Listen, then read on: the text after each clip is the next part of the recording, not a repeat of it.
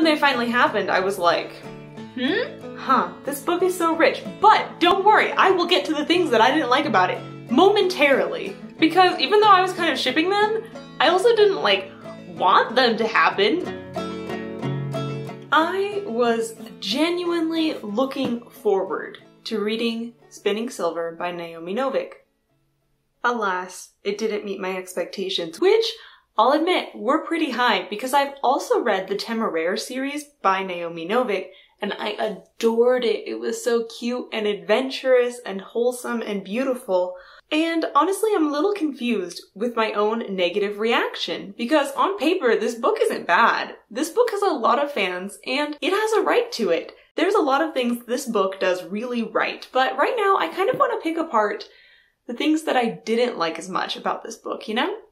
One of the things that this book definitely gets right is the atmosphericness. You read this book and you feel like you're in the middle of a medieval times Eastern European winter fantasy, which you are, and it's fantastic. And even down to like the writing style, it feels like you're being immersed in this land that is so close to fairy tales. So if you love that kind of thing, this book is definitely for you. Everything contributes from the tone to the characters to the story to make it feel like this beautiful Russian-y fairy tale. I think seeing it done so well though helped me realize that I don't really care about the atmosphere much in a book because even though I can recognize that it was done fantastically, I'm like, meh. Let me get out of the way another thing that this book did really well actually.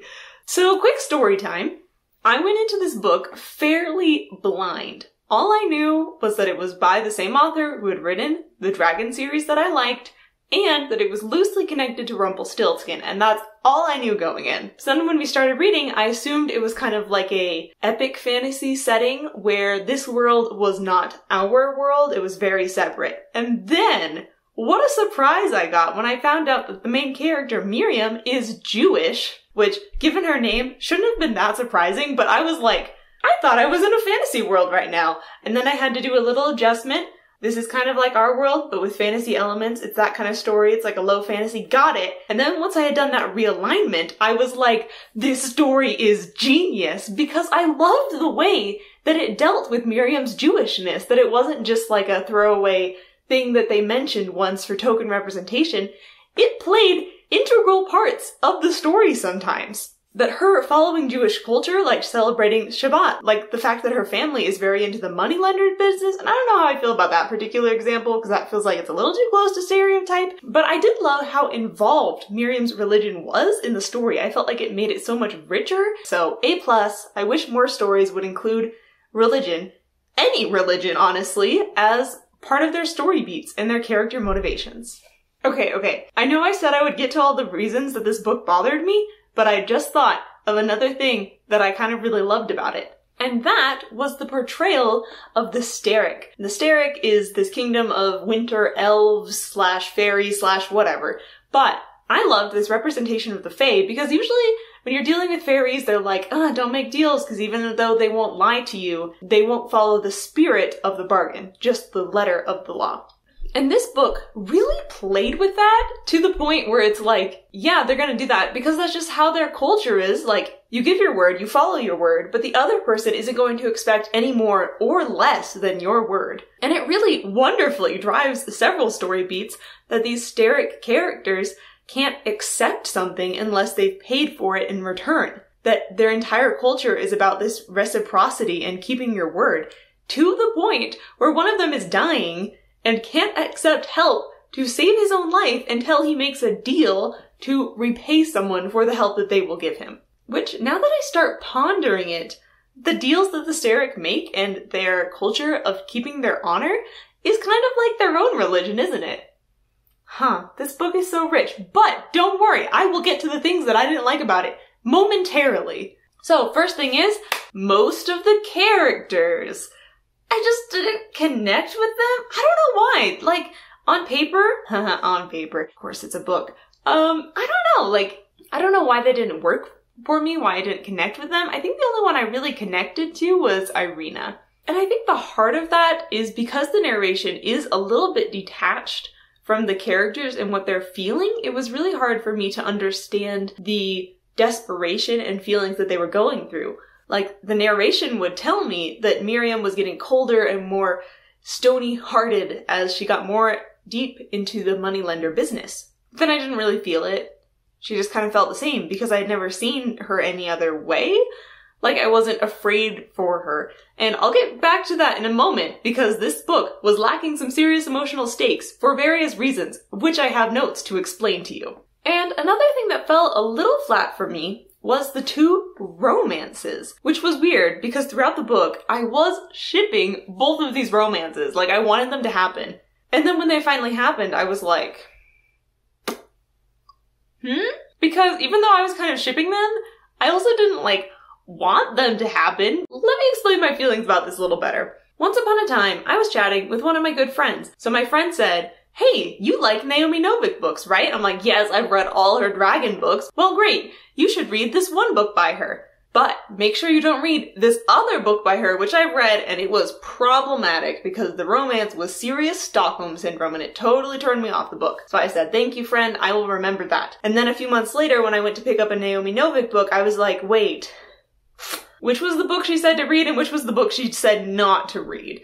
And then I was like, I'm pretty sure she said to read Spinning Silver. So I just picked it up and I started reading it. And I was like, what's the worst that can happen? And then when I got to the end of this book, and then both the weirdly arranged marriages ended up being happy romances in the end, I was like, this was the book my friend told me not to read, wasn't it? Turned out, I double checked, no, the one she said not to read was uprooted. But it's kind of interesting that they're a little bit problematic enough that I thought it was the problematic one that I've been warned against. Let's talk about some of the roots of why I didn't really like this book. I didn't really click with the atmosphericness of it, I didn't really click with the characters, but let's talk about some more concrete things, like the themes. Because for a while, this book feels like it's going to be about the terrible nature of choosing between two evils. We've got this with Miriam's storyline in many different points. In the beginning, she's choosing between letting her family starve and becoming the cold-hearted moneylender in order to get an income for her family. She chooses the lesser of two evils, becomes the moneylender, and then what happens?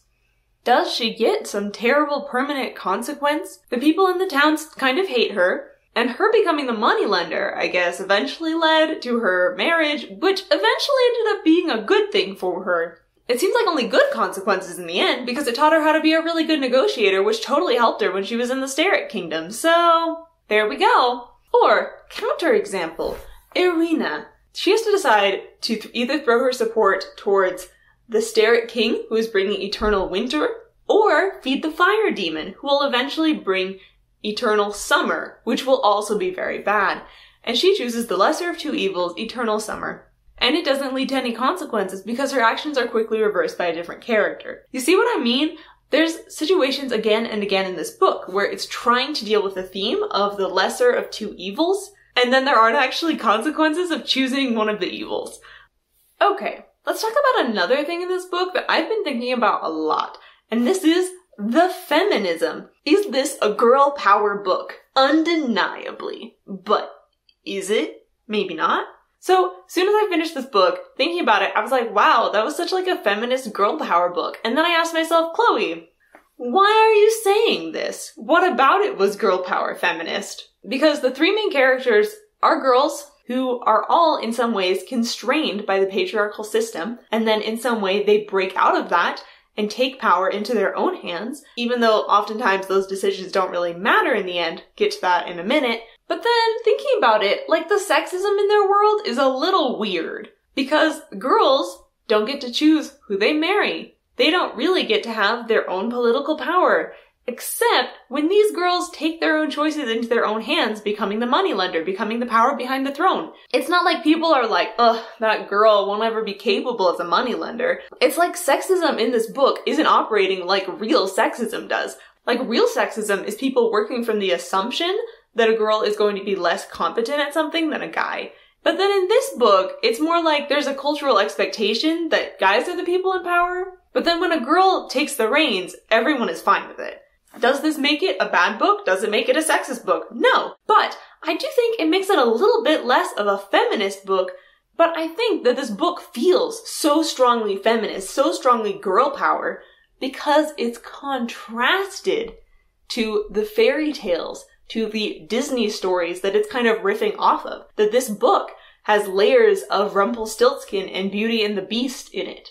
And with our classic princessy stories, oftentimes the girls are really lacking in girl power. And so when we see that same kind of fairy tale-y story, but with a little bit of girl power added, I feel like that contrast, it just makes the girl power pop even more. And then this book feels overwhelmingly feminist, when I think in reality it's only kind of feminist, you know? But even in moments when it feels like it's a girl power moment, when you actually start to look at it, a lot of them are like, wait a minute. For example, when Wanda's father is about to marry her off, and he's like, yeah, you can go take my daughter. And then Wanda stands up for herself and she says, no, I'm not gonna marry that guy. And then because of this, her dad goes into a rage because the other guy sees that her dad is kind of a psycho. He's like, never mind, I don't want to marry into your family, bye, never mind. So was it really Wanda that got to decide to call the wedding off? No. So even though this was a great character development moment of Wanda standing up for herself, in the end, the power was still with the guys. But I think this book can be awesome if you're the right kind of person to read it. It just didn't really jive with me. But if you made it to the end of this video, comment with a coin emoji.